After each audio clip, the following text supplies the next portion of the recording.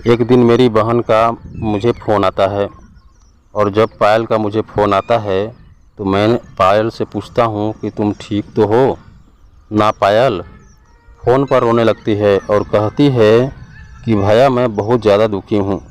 मैंने पायल से कहा तुम क्यों दुखी हो? पायल कहने लगी बस मैं आपको क्या बताऊँ, जब से मेरी शादी राजेश से हुई है तब से तो मेरी ज़िंदगी बर्बाद ही है। मैंने पायल को समझाने की कोशिश की। पायल ने शादी के बाद कभी भी मुझे इस प्रकार से फ़ोन नहीं किया था और वह बहुत ज़्यादा घबराई हुई थी। मैंने उससे कहा तुम राजेश को फ़ोन देना। जब पायल ने राजेश को फ़ोन दिया तो मैंने राजेश से बात की और उसे कहा पायल क्यों इतना ज़्यादा टेंशन में है, क्या तुम्हारे बीच कोई झगड़ा हुआ है? राजेश कहने लगा नहीं ऐसा तो कुछ भी नहीं हुआ है, लेकिन मुझे नहीं मालूम था कि उन दोनों के बीच में क्या चल रहा है, इसलिए मैंने पायल से मिलने की सोची तो मैं पायल से मिलने के लिए चला गया। वहां जाकर मुझे एहसास हुआ कि वह बहुत ज़्यादा दुखी है। उसने मुझे बताया कि किस प्रकार से राजेश और उसके बीच में झगड़े होते रहते हैं, जिससे कि उन दोनों का रिलेशनशिप बिल्कुल भी अच्छा नहीं चल रहा है। मैंने पायल और राजेश दोनों से ही बात की और उन्हें समझाया तुम दोनों क्यों आपस में इतना झगड़ा कर रहे हो, इससे तुम्हारे परिवार पर गलत असर पड़ रहा है। उनके झगड़े की वजह से तो कुछ और ही थी। इन दोनों के झगड़े की वजह राजेश की भाभी मेघा थी। मेघा की वजह से ही पायल और राजेश के बीच में झगड़े होते हैं और शायद मेघा उन दोनों का रिलेशनशिप देख नहीं सकती थी। राजेश मेरे साथ मेरे ही स्कूल में पढ़ाया करता था। राजेश और मैं एक ही स्कूल में टीचर थे, इसलिए जब पायल का रिश्ता राजेश के लिए आया तो मैंने अपने माता पिता से कहा कि राजेश बहुत अच्छा लड़का है, वह पायल को बहुत खुश रखेगा। मेरे माता पिता भी इस रिश्ते से खुश थे और जब सब कुछ बहुत ही ठीक से चल रहा था, लेकिन कुछ समय से न जाने पायल और राजेश के रिश्ते में इतनी कड़वाहट क्यों पैदा हो गई थी। मैंने उन दोनों को समझाया, लेकिन राजेश की भाभी की वजह से उन दोनों के बीच बहुत झगड़े होने लगे थे। जब मैं घर वापस लौटा तो पायल ने मुझे फ़ोन किया और कहने लगी भैया यह सब मेघा भाभी की वजह से हो रहा है। मैं जब भी राजेश से इस बारे में बात करती हूँ तो वह मुझे ही उल्टा कहते हैं और कहते हैं कि तुम तो भाभी को पसंद ही नहीं करती हो। दरअसल मेघा भाभी के पति का देहांत काफ़ी समय पहले हो चुका था और सारी जिम्मेवारी राजेश के परिवार के ऊपर ही है। वह राजेश और पायल को बिल्कुल भी खुश नहीं देख सकती थी, इसीलिए वजह से वह हमेशा ही राजेश को पायल के खिलाफ ना जाने क्या क्या कहती रहती है। लेकिन मुझे नहीं लगता था कि उन दोनों का रिलेशनशिप ज़्यादा समय तक चल पाएगा और हुआ भी वही। कुछ ही समय बाद पायल घर आ गई।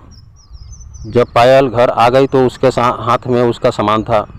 मैंने पायल को देखा तो बहुत ज़्यादा दुखी थी। मैंने पायल से कहा तुम पहले आराम कर लो। मेरे माता पिता भी उसे देखकर बहुत दुखी हो गए। वह कहने लगे राजेश ने पायल के साथ बहुत गलत किया। मैंने उन्हें समझाया और कहा इसमें राजेश की भी गलती नहीं है, आप पहले पायल को आराम से बैठाइए।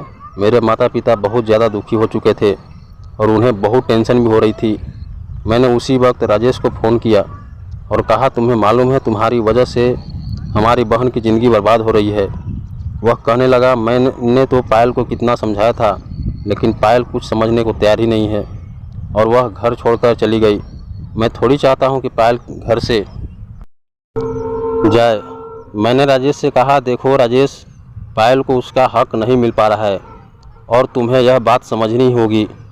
यह सब तुम्हारी भाभी की वजह से हो रहा है। शायद इस बात से राजेश मुझ पर गुस्सा हो गया और वह कहने लगा तुम बेवजह मेरी भाभी का नाम बीच में ना ही लाओ तो ठीक होगा। मैंने राजेश को समझाया और कहा तुम अपनी भाभी पर इतना भी यकीन मत करो, तुम्हें अपनी पत्नी का साथ देना चाहिए था। तुम तो अपनी भाभी की बुराई सुनना ही नहीं चाहते हो। कोई ना कोई तो बात हुई होगी जिससे कि पायल को भी बुरा लगा होगा और यह सब तो तुम दोनों को देखना चाहिए था। राजेश मुझे कहने लगा कमल मैं तुम्हें काफ़ी समय से जानता हूँ और हम दोनों के बीच अच्छी दोस्ती है। तुम ही बताओ कि मैं पायल के साथ कभी झगड़ा कर सकता हूँ।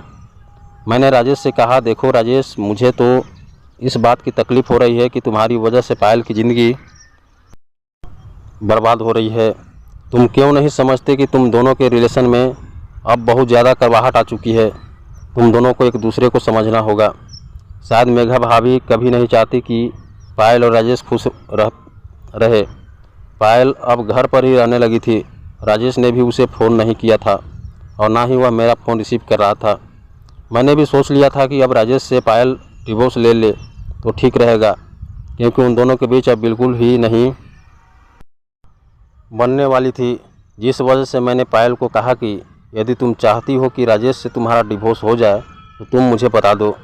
पायल कहने लगी, नहीं भैया, आप रहने दीजिए। मैं चाहती हूँ कि हम दोनों का रिलेशन पहले जैसा ही हो जाए।